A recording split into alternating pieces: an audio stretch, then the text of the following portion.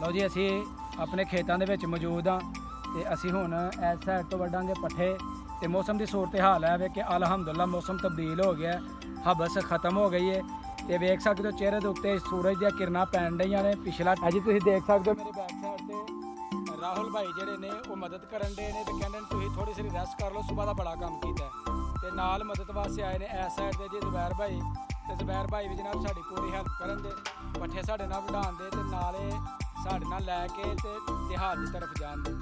ਤੇ ਲਓ ਜੀ ਪੱਠੇ ਅਸਾਂ ਹੁਣ ਲਏ ਨੇ ਵੱਢ ਤੇ ਹੁਣ ਅਸੀਂ ਇਹਨਾਂ ਨੂੰ ਲੈ ਕੇ ਜਾਵਾਂਗੇ ਘਰ ਦੀ ਤਰਫ ਆਪਣੀ ਹਵੇਲੀ 'ਚ ਤੇ ਉੱਥੇ।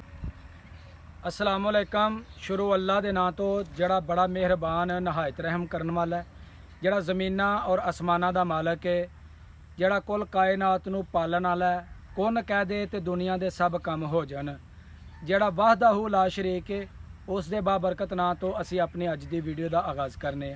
असी आए जी अपने खेतां दे विच ते खेतां दे विच असी करने खेतीबाड़ी, क्योंकि असी यहाँ पिंडां दे रहन वाले लोग ते पिंडां दे विच माल मवाशी पालना, उन्होंने चारा डालना तो पिंडों के होर मेहनत मजदूरी करना, यही साडा काम है। तो असी अपने जानवरों वास्ते लैन आए चारा तो हुण असी जनाब कटांगे चारा तो लैके जावांगे अपने घर की तरफ।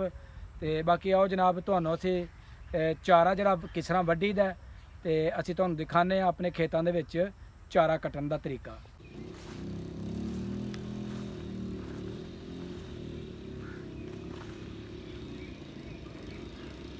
लो जी असी अपने खेतों के विच मौजूद हाँ तो असी हुण इस साइड तो वड्डांगे पट्ठे तो मौसम की सूरत हाल है वे कि अल्हम्दुलिल्लाह मौसम तब्दील हो गया, हबस खत्म हो गई है।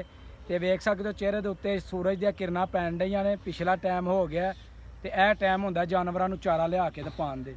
तो आओ जी असी अपनी इस साइड तो हुण वड्डने आ पट्ठे।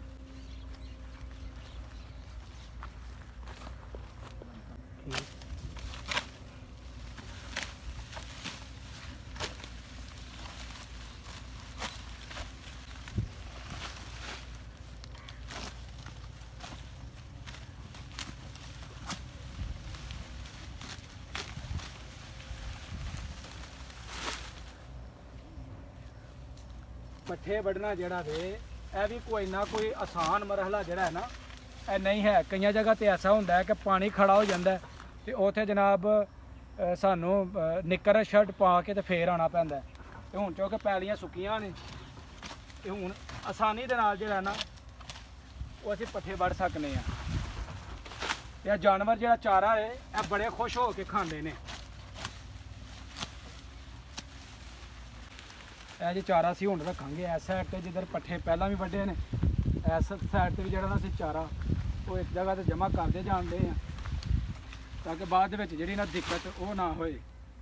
ते साडे नाल मदद वास्ते आ गए ने जनाब राहुल सिंह साहब ते वो करन दे साडी मदद। ते आओ जनाब असीं उन्हां दी ते ज़ुबैर भाई दी असीं लैने आ मदद। लओ जी राहुल भाई साहब बहुत बहुत शुक्रिया। चलो जी चलो। है जी राहुल भाई मदद कर रहे हैं साढ़े नाल ते असी इन्हां दे बड़े शुक्रगुजार हाँ कि यह साड़ी मदद वास्ते आए ने। है जी तुसीं देख सकते हो मेरे बैक साइड ते राहुल भाई जेडे ने वो मदद करन दे ने ते कहंदे ने तुसीं थोड़ी सी रैस्ट कर लो, सुबह का बड़ा काम कीता है। ते नाल मदद वास्ते आए ने इस साइड ते जी ज़ुबैर भाई ते ज़ुबैर भाई भी जनाब साड़ी पूरी हेल्प करन दे, पट्ठे साढ़े नाल वढाउण दे ते नाले साढ़े नाल लैके ते देहात की तरफ जान दे। ते हुण असीं जनाब रिक्वेस्ट करने क्योंकि काम करन लग्या जेड़ा ना बड़ा पसीना आ जांदा ते थोड़ी रेस्ट भी चाहिए। तो हुण असीं ज़ुबैर भाई नूं कहांगे कि तुसीं साढ़े नाल मदद करो।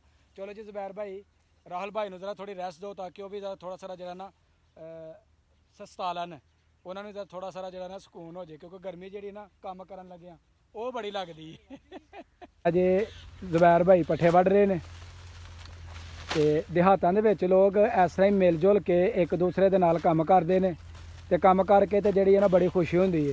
कोई भी छोटा मोटा काम जिहड़ा हुंदा है देहातां दे लोग मिल जुल के करते हैं। देहातां दे विच क्योंकि अपनाईयत जिहड़ी है ना वो बहुत ज़्यादा वे तो जिहदे नाल लोग एक दूसरे नाल घुल मिल जाते हैं, बड़े प्यार मुहब्बत दे नाल रहिंदे ने। यह जी मेरे पिंड दा मेरे देहात दा एक खूबसूरत मंजर और ਇਹ ਜਨਾਬ ਸਾਡੇ ਦਿਹਾਤਾਂ ਦੇ ਖੇਤ ਤੇ ਇਸ ਤਰਫ ਵੀ ਜੀ ਕਿਸਾਨ ਜਿਹੜੇ ਨੇ ਚਾਰਾ ਲੈਣ ਵਾਸਤੇ ਆ ਗਏ ਨੇ ਤੇ ਸਾਹਮਣੇ ਦੇਖ ਸਕਦੇ ਹੋ ਖੋਤੀ ਰੇਹੜੀ ਹੈ ਤੇ ਉੱਪਰ ਬੈਠੇ ਹੋਏ ਨੇ ਆਪਣਾ ਚਾਰਾ ਲਿਆਉਣ ਵਾਸਤੇ ਦੋ ਸਾਹਿਬਾਬ ਜੀ ਤੇ ਇਹ ਡੇਰਾ ਜੀ ਪਿੰਡ ਦਾ ਤੇ ਮਾਸ਼ਾਅੱਲਾ ਦਰਖਤ ਵੀ ਵੇਖ ਸਕਦੇ ਹੋ ਜੀ ਬੜੇ ਹੀ ਖੂਬਸੂਰਤ ਬੁਲੰਦੋ ਬਾਲਾ।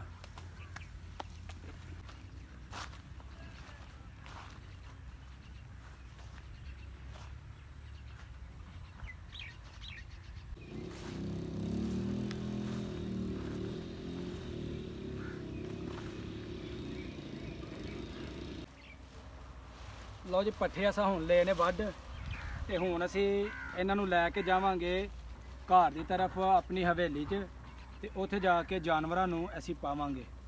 ਤੇ ਰਾਹੁਲ ਭਾਈ ਨੇ ਸਾਡੀ ਕੀਤੀ ਹੈ ਬੜੀ ਹੈਲਪ ਤੇ ਅਸੀਂ ਹੁਣ ਚੁਕਾ ਕੇ ਵੀ ਮੋਟਰਸਾਈਕਲ ਤੇ ਲੈ ਕੇ ਜਾਣੇ ਨੇ ਰਾਹੁਲ ਭਾਈ ਨੂੰ ਕਿਉਂਕਿ ਮੈਂ ਅੱਜ ਬੜਾ ਕੰਮ ਕਰ ਲਿਆ। ਠੀਕ ਹੋ ਗਿਆ ਭਾਈ।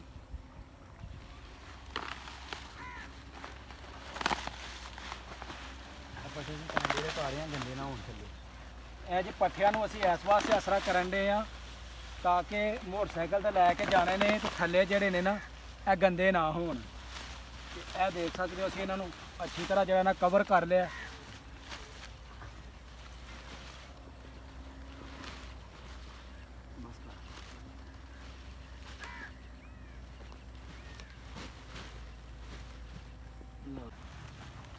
ਅਗਰ ਕੋਈ ਬੰਦਾ ਖੇਤ ਦੇ ਵਿੱਚ ਨਹੀਂ ਹੈ ਹੈਲਪ ਕਰਨ ਵਾਸਤੇ ਤੇ ਇਹ ਜਨਾਬ ਬੰਦਾ ਇਕੱਲਾ ਵੀ ਚੁੱਕ ਸਕਦਾ ਤੇ ਇਹ ਵੀ ਇੱਕ ਨਈ ਤਕਨੀਕ। ਰਾਹੁਲ ਭਾਈ ਜਰਾ ਦੱਸੋ ਦੋ ਸਾਨੂੰ ਕਿਸ ਤਰ੍ਹਾਂ ਚੁੱਕੀ ਦੇ ਨੇ। ਜਨਾਬ ਇਹ ਖਲੋਗੇ ਬਸ ਥਲੇ ਬਾਈ ਇਹਨਾਂ ਪੱਠੇ ਖੜੇ ਕਰਕੇ ਤੇ ਬਸ ਮਨਾਸਬ ਵਜ਼ਨ ਕਰਕੇ ਉੱਤੇ ਸਿਰ ਕੰਨੇ ਨੇ ਧੋਣ ਤੇ ਕੀ ਬਾਤ ਹੈ। ਤੇ ਇਹ ਬਾਅਦ ਝੋਟ ਪੈਣਾ। ਇਹ ਜਨਾਬ ਹੈ ਚੁੱਕ ਲੈਣਾ ਸਾ ਪੱਠੇ ਤੇ ਹੁਣ ਅਸੀਂ ਜਾਵਾਂਗੇ ਇਸ ਤਰਫ ਬਾਈਕ ਦੇ ਉੱਪਰ ਲੈ ਕੇ ਤੇ ਵੇਖ ਸਕਦੇ ਹੋ ਜੀ ਅਸੀਂ ਪਸੀਨੇ ਦੇ ਨਾਲ ਸ਼ਰਾਬੂਰ ਹੋ ਚੁੱਕੇ ਹਾਂ। ਪੱਠੇ ਲੈ ਕੇ ਤੇ ਅਸੀਂ ਪਹੁੰਚ ਚੁੱਕੇ ਹਾਂ ਪੇ ਦੇ ਉੱਪਰ ਤੇ ਅਸੀਂ ਹੁਣ ਪੱਠੇ ਲੱਦਾਂਗੇ ਜੀ ਆਪਣੀ ਬਾਈਕ ਦੇ ਉੱਪਰ। ਇਹ ਸਾਡੀ ਬਾਈਕ ਖੜੀ ਹੈ ਤੇ ਇਹਦਾ ਸਾਨੂੰ ਬੜਾ ਫਾਇਦਾ ਹੈ ਤੇ ਜਲਦੀ ਜਲਦੀ ਜਿਹੜੇ ਕੰਮ ਨੇ ਨਾ ਉਹ ਹੋ ਜਾਂਦੇ ਨੇ। ਤੇ ਰਾਹੁਲ ਭਾਈ ਜਨਾਬ ਹੁਣ ਪੱਠੇ ਸਾਡੇ ਨਾਲ ਮੈਦਾਨ ਦੇ। ਚਲੋ ਜੀ ਲਓ ਜੀ ਇਹ ਪੱਠੇ ਅਸਾਂ ਲਏ ਨੇ ਹੁਣ ਲੱਦ।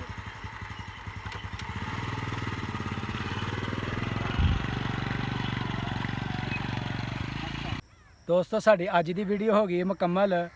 ਅਗਰ ਮੇਰੀ ਵੀਡੀਓ ਲੱਗੇ ਅੱਛੀ ਤੇ ਮੇਰੀ ਵੀਡੀਓ ਨੂੰ ਇੱਕ ਲਾਈਕ ਕਰ ਦੇਣਾ ਤੇ ਜਿਹੜੇ ਦੋਸਤ ਮੇਰੇ ਚੈਨਲ ਤੇ ਨਏ ਨੇ ਉਹ ਜਲਦੀ ਜਲਦੀ ਮੇਰੇ ਚੈਨਲ ਨੂੰ ਸਬਸਕ੍ਰਾਈਬ ਕਰ ਦਿਓ ਤਾਂ ਕਿ ਆਉਣ ਵਾਲੀ ਵੀਡੀਓ ਦਾ ਨੋਟੀਫਿਕੇਸ਼ਨ ਤੁਹਾਨੂੰ ਬਰ ਵਕਤ ਮਿਲਦਾ ਰਹੇ। ਤੇ ਮੈਨੂੰ ਦਵਾ ਹੁਣ ਇਜਾਜ਼ਤ। ਅੱਲਾ ਹਾਫਿਜ਼।